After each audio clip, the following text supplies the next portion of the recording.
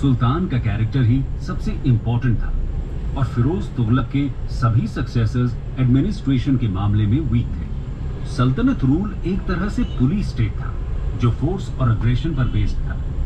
Subjects का consent और willing cooperation के बिना ही सल्तनत रूल चल रहा था, यानी सल्तनत पॉपुलर सपोर्ट पर बेस्ड नहीं था।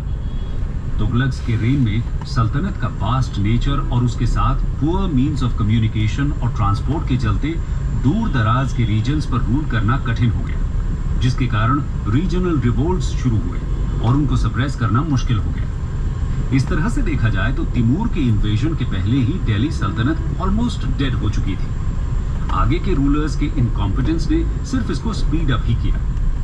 ये थे कुछ मेजर कॉजेज जिनके कारण सल्तनत का डिक्लाइन हुआ। अब आते हैं कंक्लूजन पर। कंक्लूजन तो दोस्तों, ये थी कहानी दिल्ली सल्तनत की दो डायनेस्टीज यानी सैयद और लोधी डायनेस्टीज की।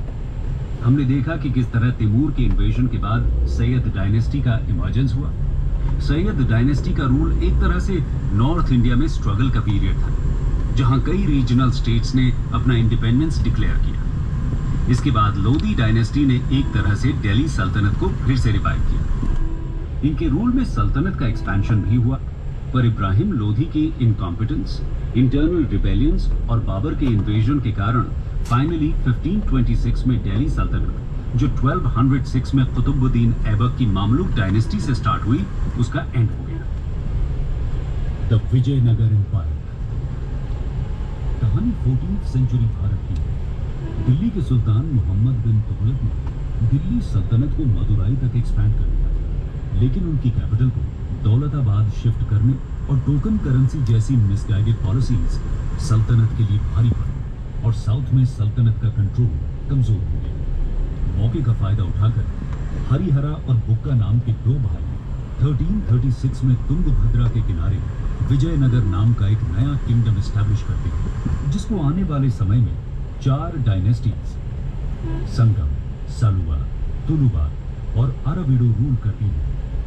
विजयनगर एम्पायर जब अपनी चरम सीमा पर था, तब उसका एक्सटेंट नॉर्थ में कृष्णा तुंगभद्रा बेसिन से लेकर पूरे सदर्न पेनिनसुला तक था। ये बात इसलिए इंपॉर्टेंट है क्योंकि मेडिवल इंडिया की पॉलिटी को 11th सेंचुरी के बाद से लार्जली मुस्लिम डायनेस्टीज ने डोमिनेट किया था, और ऐसी सिचुएशन में विजयनगर जैसे बड़े हिंदू किंगडम का राइज करना और उसका लगभग 300 साल तक एग्जिस्ट करना एक हिस्टोरिकल अचीवमेंट से कम नहीं था।